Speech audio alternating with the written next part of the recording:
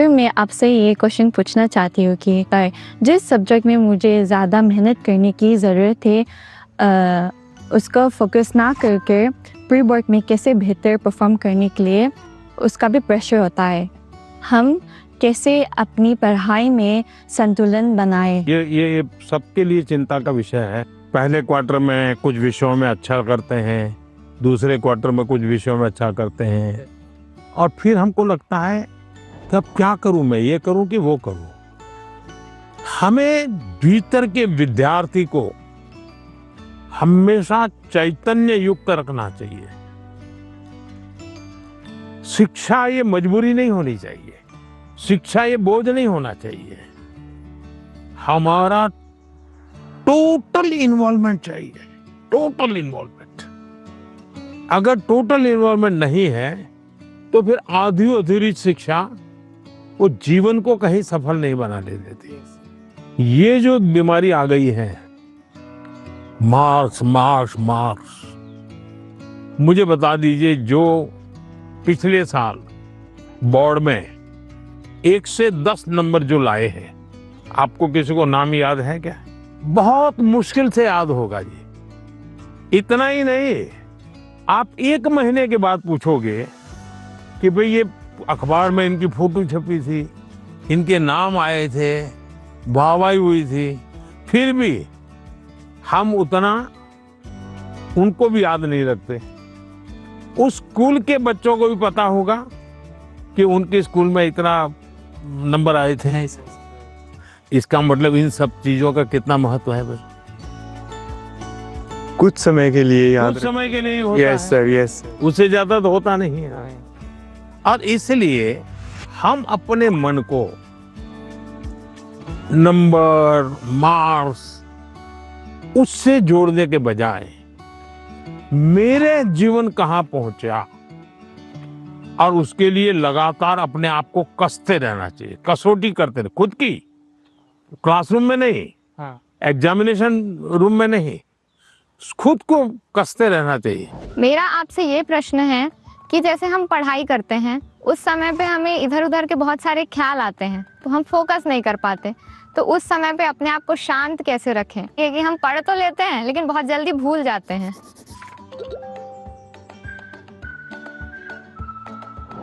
अब जैसे आज यहाँ आप आए हैं, आज से 25 साल के बाद कोई आपको आज के इस कार्यक्रम के विषय में को पूछेगा तो क्या होगा? भूल जाएंगे कि याद रहेगा? याद रहेगा सर, ये बहुत यादगार रहेगा। सर ये बहुत स्पेशल मोमेंट है जो हम आपसे मिल रहे हैं।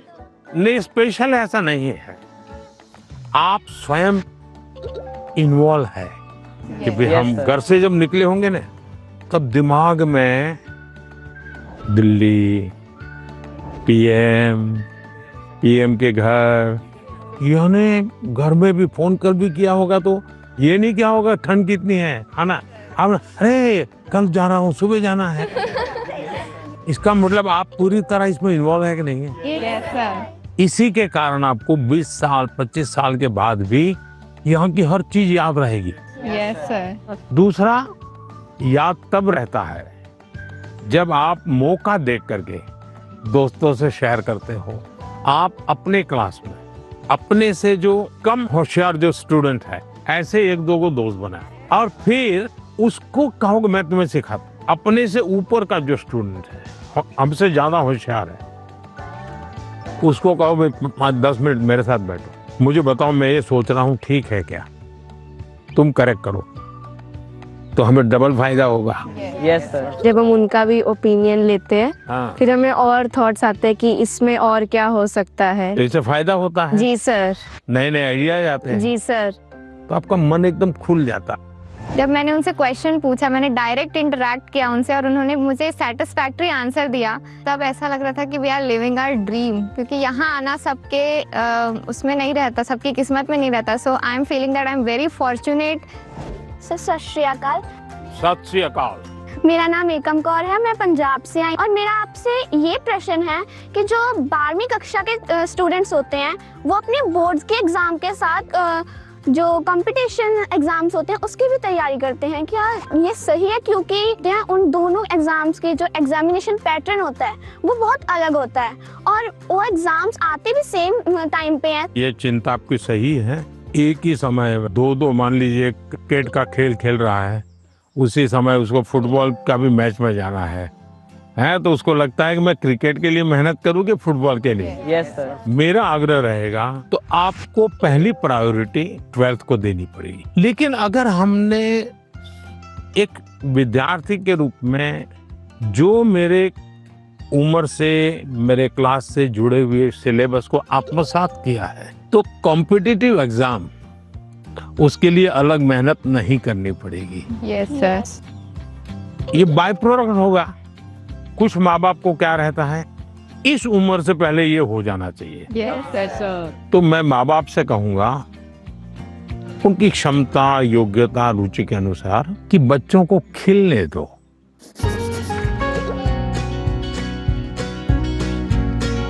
सर मेरा एक आपसे क्वेश्चन था। हाँ। मुझे सर गेमिंग में बहुत इंटरेस्ट है। हाँ। लेकिन मेरी सोसाइटी बोलती है कि सब गेमिंग वगैरह छोड़ो और पढ़ाई में ध्यान दो। लेकिन मुझे ऐसा लगता है कि मेरा फ्यूचर गेमिंग में करूँ। जो मुझे कैसे पता चलेगा सर कि मैं सही रास्ते से जा रहा हूँ या गलत?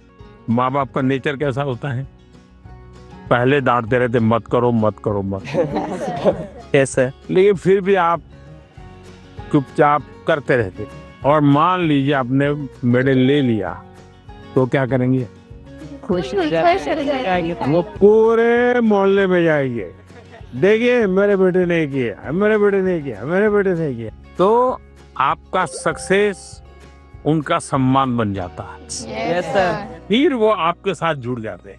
Yes sir.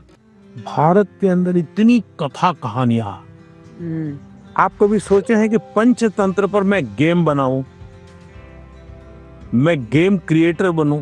और जैसा मानसी का अपना एक पेज है, आप भी अपना एक सोशल मीडिया प्रोफाइल बनाइए और आप 1 या 2 गेम खुद तैयार कीजिए और इन गेम को आप में से लॉन्च कीजिए।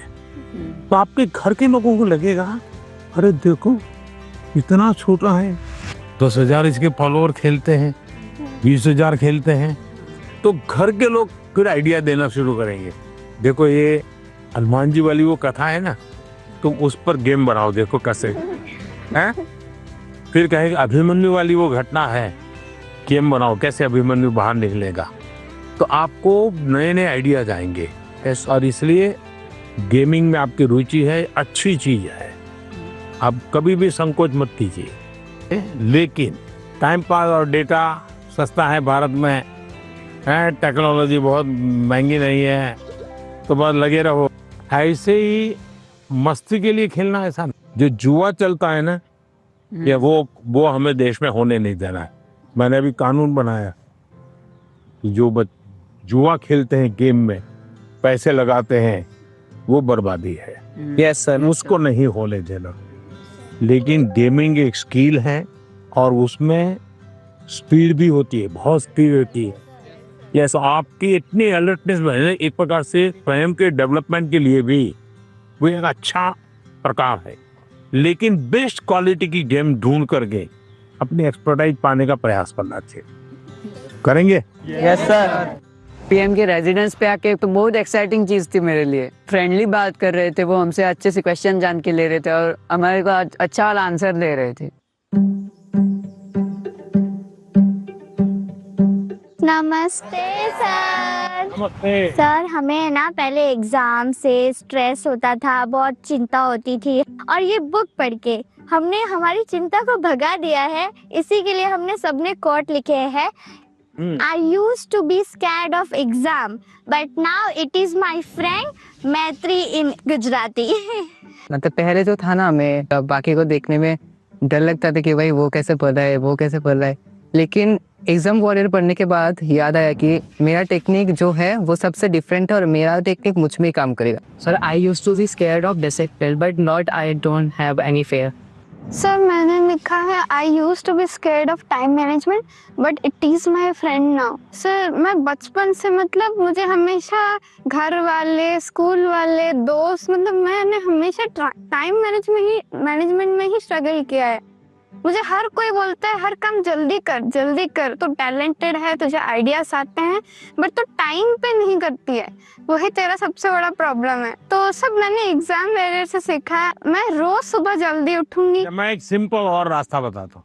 रात को आप जब सो जाए ना, उसके पहले डायरी में लिखो कि कल मुझे जो बिल्कुल करने ही करने ऐसे कौन से काम, और दूसरा फिर आज जो लिखा है तो दूसरे दिन टैली करो हुआ कि नहीं हुआ, और टिक मार करो। कल मैंने लिखा था कि मैं आज 5 काम करूं, लेकिन 3 ही किया, तो टिक मार करो, 2 रह गए।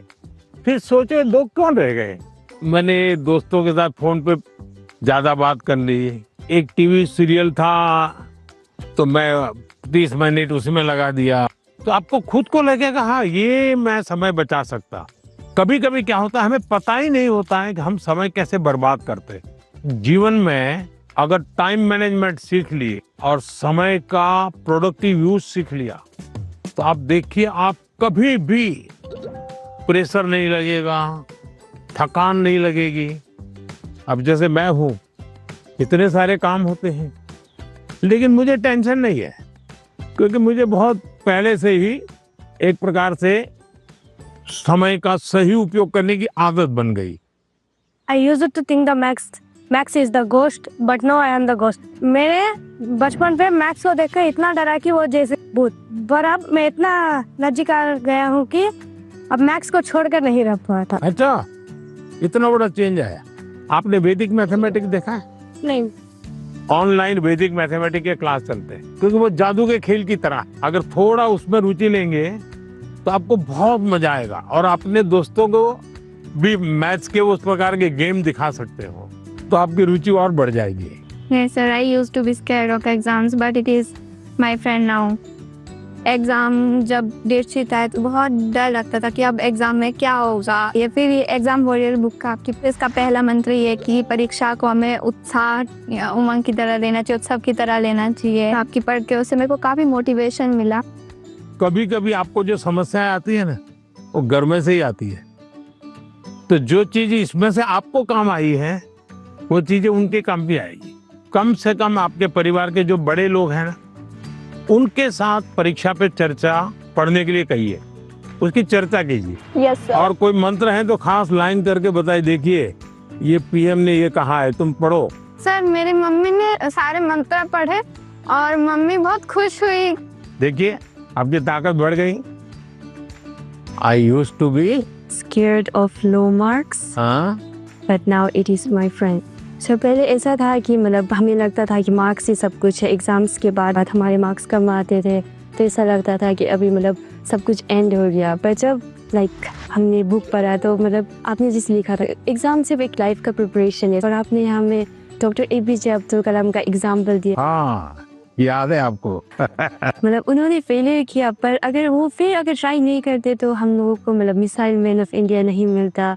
तो उसके बाद मुझे सीख मिला है कि एग्जाम के मार्क्स कुछ नहीं है, मतलब अगर हम लोग फिर ट्राई करेंगे तो और अच्छा और बेहतर कर सकते। अच्छा, अभी तुम्हारा टेंशन कम हो गया, तब कोई नई चीज सीखने का मन करता है? Yes sir. गाना सीखूं, बजाना सीखूं, ऐसा कुछ नया विचार आता है? पेंटिंग सीखूं, यस सर। ऐसा समय मिला तो कर रही हो? हाँ सर, अब मतलब पोएम लिखता पोएम लिखता है? अच्छा, स्टार्ट करेगा। हाँ। I used to be scared of presentations, but now it's one of my friend. जैसे आपकी तरफ है, देखा है कि आप कितना जैसे वो कॉन्फिडेंस है, और ये बुक भी मैं पढ़ता है। अभी मैं कॉन्फिडेंस में है, और ये परसिस्टेंस की जब मैं फेल करूँगा तो मैं क्विट नहीं करूँगा, मैं फिर से तैयार करूँगा। तो मैं अभी जैसे आगे में मैं ये प्रेजेंटेशन कर सकता है। तो अभी हिम्मत आ गया। इसलिए सब मान लीजिए फुटपाथ पर गरीब महिलाएं सामान बेच रही हैं, और इतने में कोई झगड़ा हो गया, तो वो गरीब महिला जिसने कभी टीवी को जवाब नहीं दिया, आपने देखा होगा वो कितना बढ़िया इंटरव्यू देती है। कैसे हुआ, क्या हुआ, कैसे हुआ, कारण क्या है? जो चीज उसने अपने अनुभव में आंखों के सामने देखा, लाग लपेट नहीं, झूठ बोलना नहीं है, तो एकदम से सरलता से वो बता देती है। ये कॉन्फिडेंस कहाँ से आया? सच्चाई के कारण आया। आपका भी कॉन्फिडेंस कैसे आया? उस सच्चाई से आया कि जो मैं कर रहा हूँ, मैंने जो किया है, मैं जो कह रहा हूँ, मैं सही कर रहा हूँ। मैं डरती थी कि पेपर देते टाइम मैं घबरा ना जाऊं, स्पेशली लिटरेचर में देखती थी ना लेंदी, उसी में घबरा जाती थी बुक पढ़ने के बाद। अब मुझे लगा नाउ आई कैन, अब मैं नहीं घबराऊंगी, अब मुझे प्रैक्टिस करना है, लिख लिख के और प्रैक्टिस करूंगी ताकि मैं घबराऊं ना इतना लेंदी पेपर, और मैं ज़्यादा स्पीड से और तेज़ी से लिखने की कोशिश करूंगी। मैं अपना हैंड राइटिंग सब कुछ इम्प्रूव करूंगी। वो एकदम कॉन्फिडेंस आ गया। अभी देखती हो बाद में तो गलती नहीं पकड़ में आती। बिल्कुल नहीं, क्योंकि मुझे पता चल गया ना कि मुझे क्या प्रॉब्लम है। मैं घबरा जाती थी एक्चुअली पेपर देख के, लेकिन अब नहीं। देखिए ये सही चीज पकड़ा है। सचमुच में हम वीक नहीं है, हम हड़बड़ी में सब गलती कर देते हैं। कुछ टेक्निक काम आती है। मान लीजिए ऐसा पेपर है ना, चुपचाप 30 सेकंड ऐसे ही बैठिए और एकदम गहरी सांस लीजिए। सांस ऐसे लीजिए एकदम सीना फूल जाए, इतना जितना भर सकते हैं भरिए, और फिर धीरे से उसके सांस को निकालिए। आपका मन एकदम से अलग हो जाएगा। फिर उसकी ओर देखिए तो आपको नई चीज हाथ लग जाएगी, सही चीज हाथ लग जाएगी। नहीं आता है इसलिए गलती होना अलग बात है, लेकिन आता है और गलती होगा ऐसा कभी नहीं होगा।